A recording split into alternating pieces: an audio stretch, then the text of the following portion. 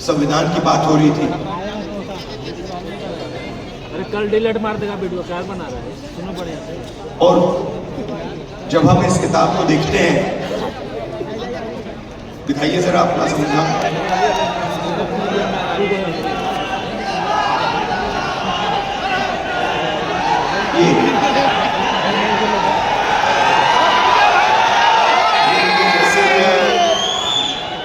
जैसे ये अचानक संविधान इस हॉल के कोने कोने तक पहुंच गया, वैसा ही हम हिंदुस्तान में करना चाहते हैं। मगर हमारे लिए ये सिर्फ एक किताब नहीं है, ये इस किताब में हजारों साल की सोच है, हिंदुस्तान की सोच है। आपने शुरुआत में कहा कि बुद्ध भगवान की धरती पे आप स्वागत कर रहे हो। बुद्ध भगवान की आवाज इस संविधान में है।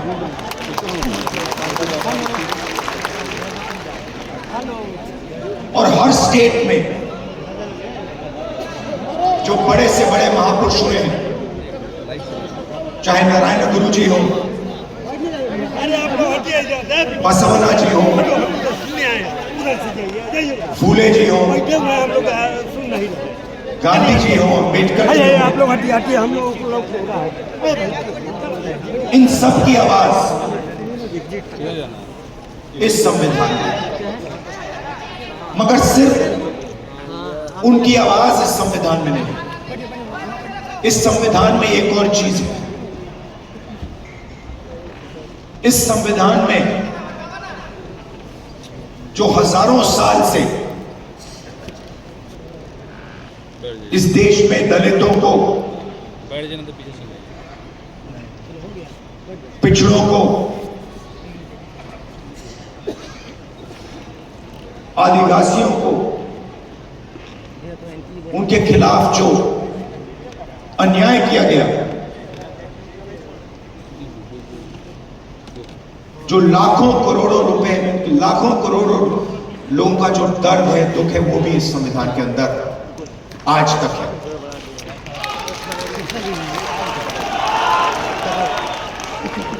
और इस संविधान ने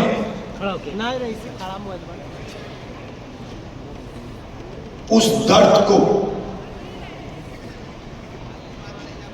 पूरी तरह नहीं मगर थोड़ा सा कम किया है।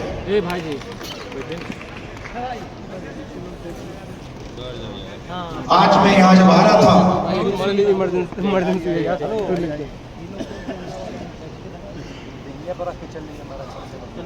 गंगा जी की ओर मैंने देखा, गाड़ी में बातचीत हो रही थी और मैं सोच रहा था कि ये लगती तो एक नदी है,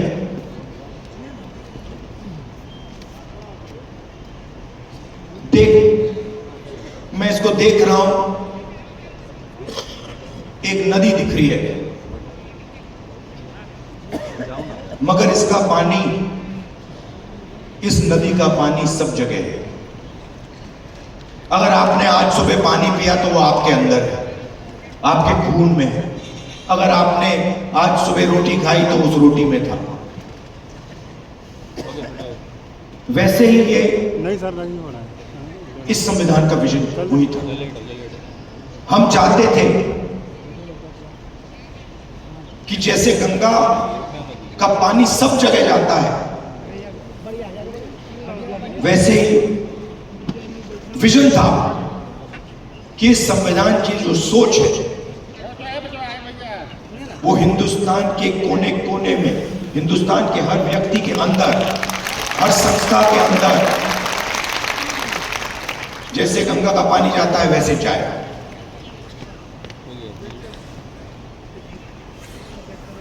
और कुछ दिन पहले मोहन भगवत कहते हैं कि गंगा गंगोत्री में नहीं शुरू हुई, हिंदुस्तान को आजादी 15 अगस्त 1947 को नहीं मिली,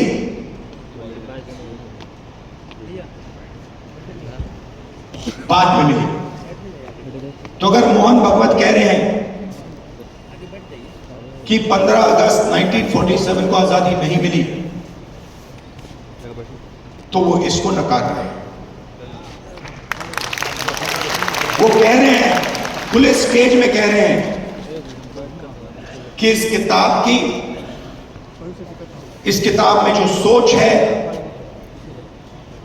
उसका हिंदुस्तान के लिए कोई मतलब नहीं।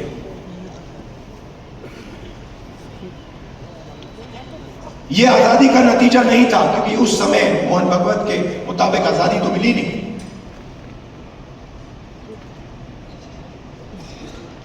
और इसकी सोच को, अंबेडकर जी की सोच को, गांधी जी की सोच को, बुद्ध भगवान की सोच को, फूले जी की सोच को वो मिटाने लगे। हिंदुस्तान की हर संस्था से, हर इंस्टीट्यूशन से, फाइनेंशियल सिस्टम से, इकोनॉमिक सिस्टम से, पॉलिटिकल सिस्टम से, सोशल स्ट्रक्चर से मिटा रहे हैं उसको। आप मुझे बताओ, इस किताब में कहां लिखा है कि हिंदुस्तान का पूरा धन 2-3 आदमियों के हाथ में जाना चाहिए? कहां लिखा है इस किताब में?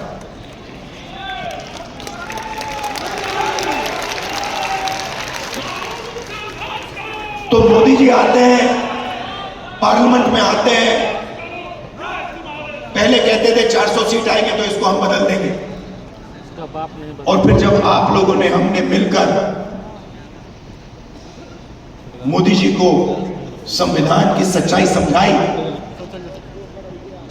तो फिर पहले दिन इलेक्शन के बाद आए, तो फिर ऐसे आए थे। मगर चाहते थे कि मैं उसको उठा के फेंक दूं, मगर हिंदुस्तान की जनता ने कहा, भैया अगर आपने सिर पे नहीं रखा तो हम तुम्हें उठा के फेंक देंगे।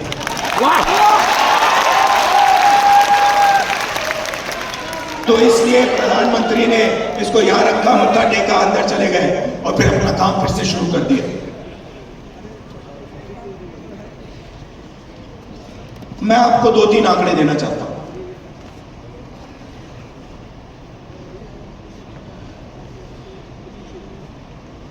सबसे पहला आंकड़ा, आपने रिप्रेजेंटेशन की बात की, आपने कहा कि पॉलिटिकल रिप्रेजेंटेशन होना चाहिए।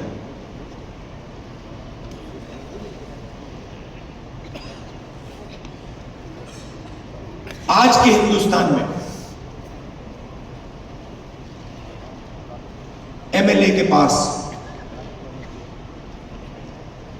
मेंबर ऑफ पार्लियामेंट के पास कोई पावर नहीं है। मैं मिलता हूं लोकसभा में बीजेपी के पिछड़े वर्ग के एमपी से, दलित एमपी से, आदिवासी मेंबर ऑफ पार्लियामेंट से। वो मुझे कहते हैं, भैया हमें पिंजरे में बंद करके यहां टांग रखा है।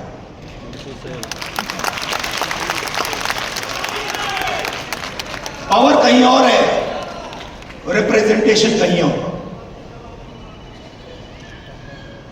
इसका यह मतलब नहीं है कि रिप्रेजेंटेशन नहीं